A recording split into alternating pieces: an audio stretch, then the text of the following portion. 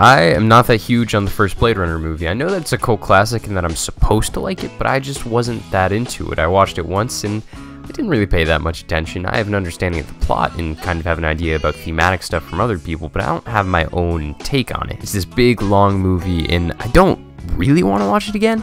I'm probably not giving it a fair shake, but I also think that Ridley Scott shouldn't have made his movie so easy to talk over, so take that, I guess. People who like this movie and probably have an easier time enjoying things than I do and are happier because of it.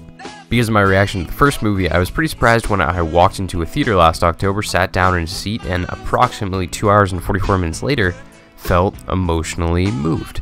Blade Runner 2049 really clicked with me in a way that the original movie never did, I think due largely in part to the movie's great character work. The screenplay was written by Hampton Fancher and Michael Green, the latter of whom I am a personal fan of because of his growth as a writer in the 6 years between writing Green Lantern and this movie. With that said, Denis Villeneuve was in charge of 2049, so I don't think that there was ever a risk of this being bad. The guy pumps out artful sci-fi movies like the average American household consumes 10,766 kilowatt hours of electricity per year, which of course is to say casually.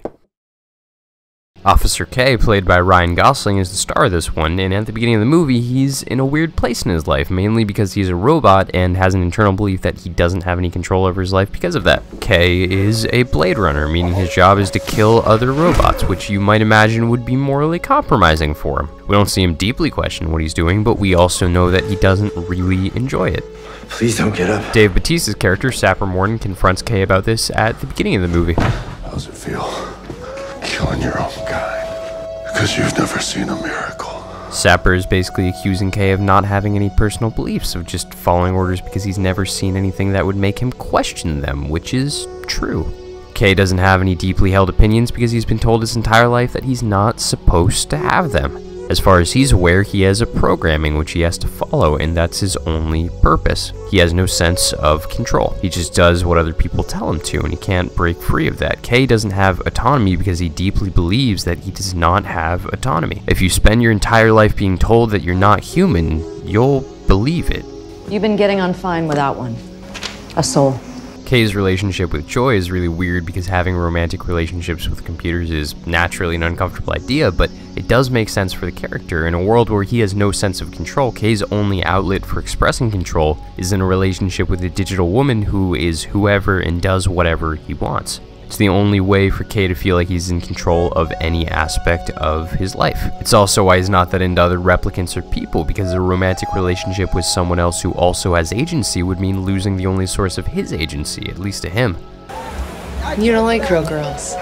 Everyone in this movie has an opinion or a feeling about the idea of control. It's basically the theme of the movie. Wallace views replicants as slaves. Love has a similar desire to be in control as Kay, but expresses it through violence in an attempt to prove herself to Wallace. Deckard is constantly on the run with no sense of security, and Anna Stelline is literally trapped in a box, but ironically is one of the only characters in this movie who has their own sense of self-worth and doesn't also want to manipulate the lives of other people. The inciting incident of the movie, the reveal of the fact that replicants can have children, is such a big deal because it makes all of the characters question their respective worldviews. Replicants are not supposed to have children. That's against their programming. So does someone like Kay, who believes that his life is controlled by his programming. That fact makes him question some things that he presumed to be true about his life, like his own lack of autonomy. However, he doesn't immediately question it that much. Kay is actually still attached to the idea that he doesn't have control over his life. Before we get to that though, let's talk about Kay's confirmation bias. When Kay finds out about the replicant child, he goes on an investigative journey, finds some clues, and comes to the conclusion that he's the child because that's where all the information points him to. Kay doesn't have that great a sense of self-worth due to his internal lack of choices, so when someone suggests that there's a possibility that he's special, he jumps on it. That's another thing that Joy gives him: love. People need love in order to develop a sense of self-worth, which allows them to grow. Kay is a vulnerable guy. He doesn't think other people care about him, and he tries not to care about himself. Like Joy says in the middle of the movie, having a family is to be desired and to be cared about. It's not just that Kay being the child would give him agency, it's that would give Kay people who would love him.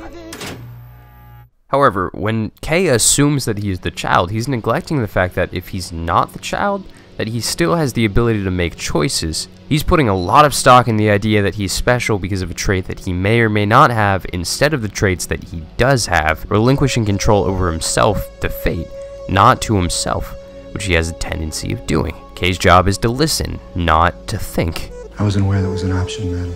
From a story structure point of view, that's why Kay ends up not being the replicant child, because he still has growing to do as a character. He still has to realize his own self-worth beyond what others give him. Kay's attachment to the idea that he has to be special takes away power from his own actions. The idea of a chosen one, which the replicant child is an example of, is frankly ridiculous. It's not real, it's only in fiction. You as a person cannot be made by something that you did not do. You are your actions and inactions. You are the choices that you make. Blade Runner 2049 purposefully goes about tearing that trope down and explains why it's absurd throughout the text and subtext of the movie.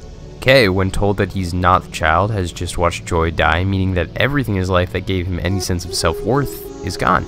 He's not special like he thought he was, and the only person who told him that he was is dead. He's also told that he has to kill Deckard, giving him an order, and from what we know about Kay, it would make sense if he followed that order. After all, he's in a real tough spot emotionally, and it would be perfectly acceptable for him to fall back into his old habits, just in a new place with new people. That's what the replicants expect of him, to follow their directions. But he doesn't. Kay chooses not only to rescue Deckard, but to help him see his daughter. Blade Runner 2049 is a very serious movie with a very sentimental message. Everyone is special because everyone has choices. It's never too late to turn yourself around, even if you don't think that you can. It might not always feel like it, but you always have control over yourself and your life. You don't need to be born with something that makes you special, because that wouldn't be what makes you special. The person that you are would. It's a message that resonated with me 10 months ago, and it's something that I honestly continually need reminding of to keep me driven. It's kind of scary to be told that you're the only one responsible for who you are in life, but once you get used to it, it's motivating. Personally, it's an idea that makes me anxious about my future way more than it should, but it also gives me a sense of control, so I'm going to mark that down as a net neutral. The movie ends on this ambiguous note of the audience not knowing whether Kay dies or not, because that's not what's important. What's important is that he made a difference in Deckard's life. The last two shots of the movie don't even feature Kay. They're of Deckard and his daughter reuniting, illustrating that Kay has control. He had an impact on other people and isn't powerless. His actions have meaning, and he hasn't thought that before. His life is worth it because he can change things. It has purpose, something that he lacked when he was just a Blade Runner. I don't know if I'm genuinely right about this because, like I said, I wasn't paying that much attention, but the original Blade Runner didn't feel like an emotional experience to me. It probably is. I have no doubt that there's deep messaging in there. People wouldn't connect with it so much if there wasn't. But personally, I prefer my movies to risk being cheesy rather than risk being dull, and to do that, it has to be a more personal than impersonal experience. It might be a weird way to put it, but Blade Runner 2049 is more on the cheesy end of the spectrum than you might initially think. It says a lot that when I think about this movie, I sort of forget that it's a big sci-fi adventure and instead focus on the main character. Blade Runner 2049 is especially relatable for a movie that is set 32 years from now and features a cast almost entirely of robots. And that is impressive.